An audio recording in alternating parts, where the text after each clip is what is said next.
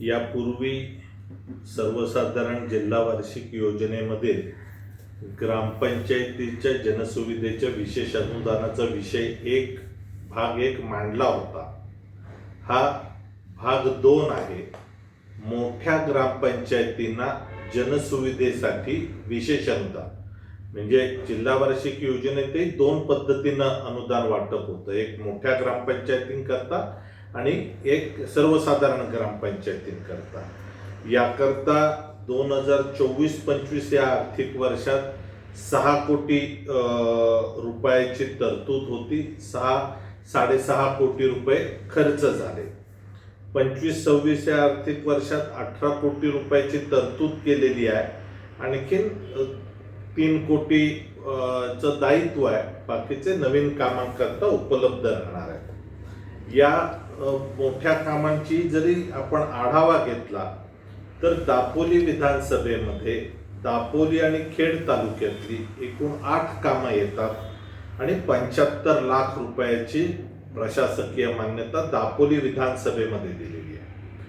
गुहागर विधानसभेमध्ये खेड, चिपळूण आणि गुहागर अशा तालुक्यांची एकूण 16 कामं येतात आणि याकरता 1,53,00,000 रुपयाची प्रशासकीय मान्यता दिलेली आहे। चिपळूण विधानसभेमध्ये 13 कामे चिपळूण तालुक्यातली येतात आणि याच्यामध्ये चिपळूण विधानसभेकरता 88 लाखाची प्रशासकीय मान्यता दिलेली आहे।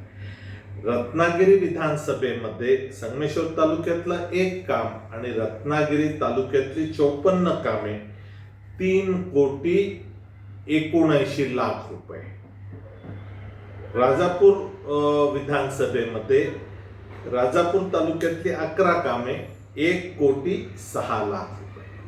म्हणजे एखाद्या मतदारसंघाला कोटीच्या आतले आकडे द्यायचे आणि एखाद्या मतदारसंघाला 3-4 कोटी द्यायचे आणि यामध्ये सुद्धा या ठराविक मतदारसंघातल्याच ठेकेदारांचं भलं काम करण्याकरता 4-4 कोटीची कामं दिली जातात। म्हणजे 6 कोटीपैकी 4 कोटी 2 मतदारसंघांमध्ये 4 कोटी 5 कोटीपर्यंत पैसे 2 मतदारसंघामध्ये आणि 2 कोटीमध्ये 3 मतदारसंघ, अशा पद्धतीचं चित्र रत्नागिरी जिल्ह्यामध्ये दिसतंय।